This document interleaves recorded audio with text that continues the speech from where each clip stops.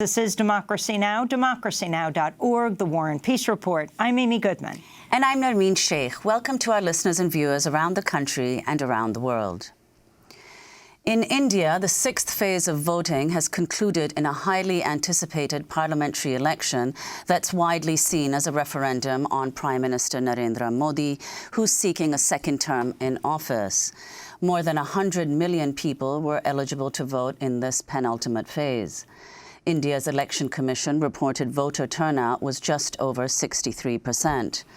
The turnout in the first 5 phases averaged 67%, roughly the same as in the 2014 elections that brought Modi to power. India is the world's largest democracy with 900 million eligible voters. The final phase of voting will take place on May 19th, and vote counting will begin on the 23rd. Modi's Hindu nationalist BJP won a landslide victory in 2014. Modi's main opponent in this election is Rahul Gandhi's Congress party. Gandhi's father, grandmother, and great-grandfather have all served as Prime Minister of India. Modi's government has been criticized for a crackdown on civil society, targeting political opponents, journalists, human rights activists, lawyers, and writers. Human rights groups have also raised the alarm on attacks against vulnerable populations, especially Dalits and Muslims. To talk more about the elections, as well as other issues, from Kashmir to capitalism to climate change, we're joined by world-renowned, award-winning Indian writer Arundhati Roy. She won the Booker Prize in 1997 for her first novel, The God of Small Things. Her second novel, The Ministry of Utmost Happiness, was longlisted for the Booker Prize in 2017. A collection of her nonfiction writing, titled My Seditious Heart, will be out in June. Arundhati Roy is in New York for the Penn World Voices Festival. She delivered the Arthur Miller Freedom to Write lecture on Sunday night at Harlem's historic Apollo Theater. Welcome back to Democracy Now!, Arundhati. It's great to have you here. So yesterday, as you were giving your speech, you were lamenting that you couldn't be in India because your city, New Delhi, was voting. Can you explain the 6-week-long Indian elections and how you see them as a referendum on the current Prime Minister, Narendra Modi? Well, the 6-week-long election, of course, has to do with the fact that there are 900 million voters, and just the logistics of that, dealing with the logistics of that is cumbersome and difficult, although I don't recall elections being strung over such a long period before. So there is more, more esoteric stuff in that, which I don't want to get into. But there's also a lot of anxiety in India about the election voting machines, the EVMs, and so on. But yeah, it's a referendum on Modi in a way because, oddly enough, he seems to have in his sort of desire to project himself, he's not just burned everybody else, but even his own party. So in many places there are people who are standing for elections who say, who people don't even know, because they just say, never mind who the local person you're voting for is, it's a vote for Modi. Now, what does Modi stand for, Of course, the core of him is the far-right Hindu nationalist core, and that core group will remain with him. But in the 2014 elections, he had added another layer, which was the layer of, I'm the development Prime Minister. So the slogan in Hindi was, Sabka Vikas, Sabke Saath, meaning like development with everybody and for everybody. So a lot of people sort of forgot about his somewhat gruesome past and voted in the hope that he was going to, move India forward economically. And that never happened. He shot the tires off that moving car, with demonetization and this tax that you mentioned. So likely he's going to lose that second layer that he had put on, the fur coat that he had put on, the business suit that he had put on for the previous elections. And now he's just campaigning brazenly on Hindu nationalism, on national security, on terrorism, and all of that. So he's likely going to rally his base, but lose the support that actually brought him into power last time. So can you explain, Arundhati, his main rival, Rahul Gandhi?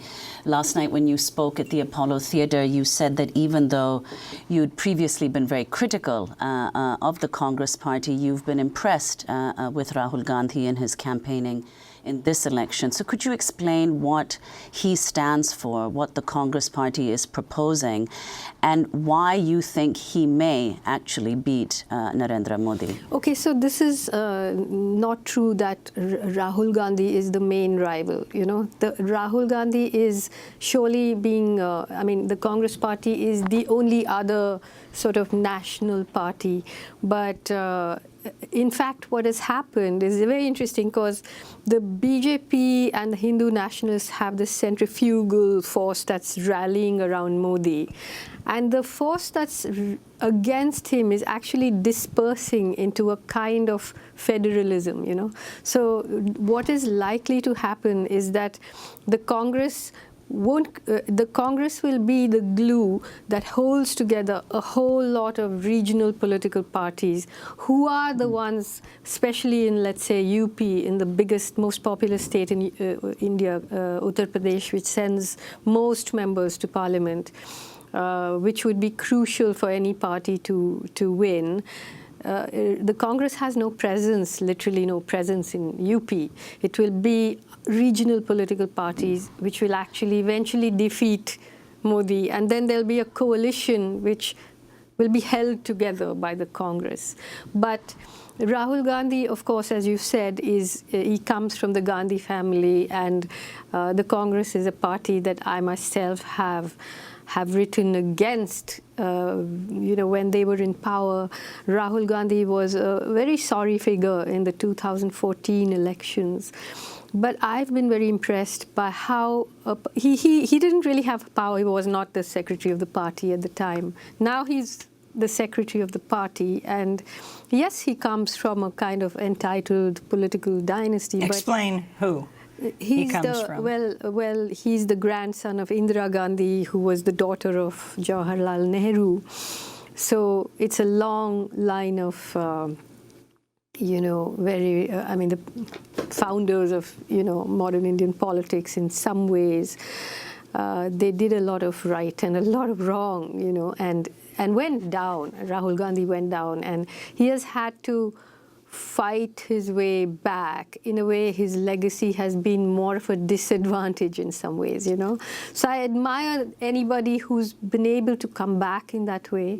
He's been able to actually drag the discourse of Hindu nationalism and this cretinized conversation about, you know, I mean, if you look at the kind of things that the BJP are saying in campaigning, you know, the members of parliament, people who are standing, you know, saying things like, we will shave all the Muslims and force them to become Hindu, and, you know, the level of the discourse there. And especially through this manifesto, which has sort of rolled back what I see as also a troublesome legacy of the previous Congress party, which initially, you know, was really very pro-free market, very, very pro-privatization, the privatization of education, the destruction of the environment in ways. And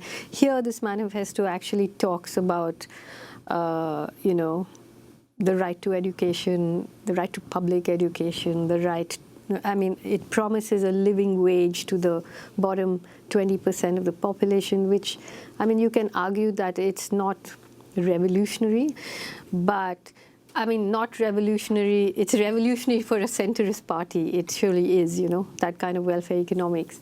But when you look at the fact that now you're talking about people who are just not even getting enough nutrition, you know, not getting enough to survive, I think at this point of time, I do agree with the idea of a living wage. The BJP has sort of crashed the earlier, rural employment guarantee program. All of this, people who are involved in the right to information have been killed. Actors, writers, not actors, I mean writers, journalists, activists. So there's something that is dragging that whole cesspit of, pulling it out of the cesspit and at least bringing the conversation back to a sort of sane place. And so this Rahul Gandhi has done, I think, and I admire him for that. And can you talk about the climate for these elections? I mean, it's mind-blowing that they go on for 6 weeks. Most people in the world couldn't understand something like that. But the climate that has been set by the Prime Minister, Narendra Modi, and also describe his background. So his background is interesting in the sense that in 2000, soon after the 9/11 attacks, Modi was appointed the chief minister of a state called Gujarat. Now, whether it had anything to do with the attacks or something to do with the massive earthquake that had really devastated Gujarat, but actually Modi was not a member of the Legislative Assembly. He was not elected to office in any way. He was just appointed, dropped in as the chief minister. And within months of that, there was what is now known as the Gujarat pogrom, in which approximately 2,000 people were slaughtered in broad daylight on the streets of Gujarat. Within months of that, he called an election and won hands down. So after that, there's been no looking back, and quite soon after the Gujarat massacre, the captains of industry, as you call them, the big CEOs of the big corporations at a big meeting in Gujarat said that, endorsed him as their future prime ministerial candidate, because that was interesting, because they saw a man who I think they saw that authoritarian figure as being somebody who could implement the new neoliberal economic policies which were coming up against a lot of protest. And they thought, here's a man who can crush these troublesome people, not Muslims necessarily, but everybody who's now protesting displacement and protesting privatization. So when he came to power, he had the backing of the sort of crazed far right, as well as a lot of corporate money, And of course, after he announced the policy of demonetization, in which, overnight, he just declared, nobody seemed to know, not even his finance secretary or finance minister. He just appeared on TV one night and declared 80% of India's currency was no longer legal tender. First of all, regardless of what the economic reasons for doing it were, which turned out to be rubbish, but no one in history has ever done something like that, And it just, like I said, it just shot the wheels of the tires of the cars, the moving car, a moving car. And mysteriously, it completely devastated all other political parties, but the BJP has enhanced its wealth several times over. I mean, in fact, you've said the BJP has more money than all the other parties put together. So could you talk about the role of money in the election? Well, that's the thing. If you look at now you have to be a rich person to stand for elections. You have to have a lot of money. And of course, the corporate, the corporate support would mean that, there are certain corporations like Reliance, which is the biggest one in India, which owns, let's say, 27 24-hour news channels, or 27 TV channels, sorry. Now, so the combination of money, of a complete control on the media, and what used to be a complete control on the social media, which has now been shaken a little bit. But I mean, if I were to sort of try and predict what's going to happen in the elections, the results, which will be out on the 23rd, I would say that no one's going to win. There's going to be a lot of bargaining to form a coalition government. I think it's likely to be a non-BJP coalition government. But the fact that no one is going to win... You go against the polls on that. Well, the polls might be older, but, I think there's I do go against the polls if those are the polls. Certainly, I don't think they're going to win. But I just want to say that I think the fact that no one is going to win is a great victory. A great victory, because it just looked like this juggernaut would just crash through us and stay there for years and years, So for people, other parties, people who have fought without that kind of money, without that kind of media. And I really, I don't know how to explain it on an American TV channel, but I want to say that, everything about Indian elections, everything is about caste. Like if you came there, you wouldn't even understand the words and the language in which the analysis is done. And it's like in Bihar, they won't understand Kerala. In Karnataka, they won't understand, Bengal, because it's all deeply caste-ridden. But so what has actually moved against the Modi government? And this is very important because you too are facing a kind of white supremacist regime. The RSS, which is so yesterday when I spoke, I said liberals and secular people have consistently played down the link between the BJP and the RSS. But the RSS, the Rashtriya Swayam Sevak Sangh, is a right-wing proto-fascist cultural guild, as it calls itself, set up in 1925. And the BJP more or less functions as this parliamentarian department. But the RSS makes all the decisions. The Prime Minister belongs to the RSS. The Secretary of the BJP belongs to the RSS. Most of the ministers belong to the RSS. And as I said, it was set up in 1925. Its enemies are declared Muslims, Christians, Hindus. It's always been against the Indian Constitution. It wants India declared a Hindu republic. Now, against this RSS, which is basically controlled and run by, the Politburo, if you like, of the RSS are Brahmins, a group of Brahmins. And against this, what is going to defeat them is not Rahul Gandhi. It is a different mobilization of the lower castes, or the lower castes in brackets, the Dalits, what is classified as other backward castes. So it's actually a pretty revolutionary thing, a movement much deeper than elections. But I won't go on because I think people won't understand here what I'm saying. But and the internationalizing of what you see, the RSS, what they represent, Narendra Modi's relationship with President Trump, and what you see the comparisons are? Well, firstly, let me say that it was not only President Trump. Even Obama came there and embraced Modi. Macron came there and embraced Modi.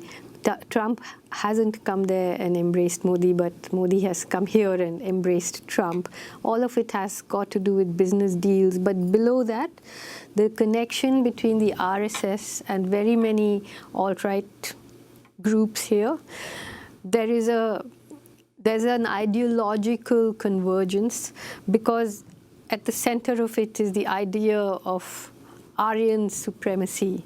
And so they, like the far-right groups here, very much admire the caste system as the ancient arbiter of social hierarchy. So there's a lot of dealings and social connection between all of that, A great admiration for the caste system, a great admiration for the fact that human beings are not equal. They were never meant to be equal, So there is a convergence there. We're going to break and then come back to our discussion. And we're going to talk to you about other things as well. You see Kashmir as a possible flashpoint, a nuclear flashpoint that people should be very aware of. We're going to talk about the latest news about Julian Assange. Sweden says it's reopening investigation against him. He's currently in jail. And we want to talk about issues like climate change and capitalism. All in this hour, Arundhati Roy, the award-winning writer, author, won the Booker Prize in '97 for The God of Small Things. Her second novel came out in the last few years, The Ministry of Utmost Happiness. This is Democracy Now! Back with Arundhati Roy in a minute.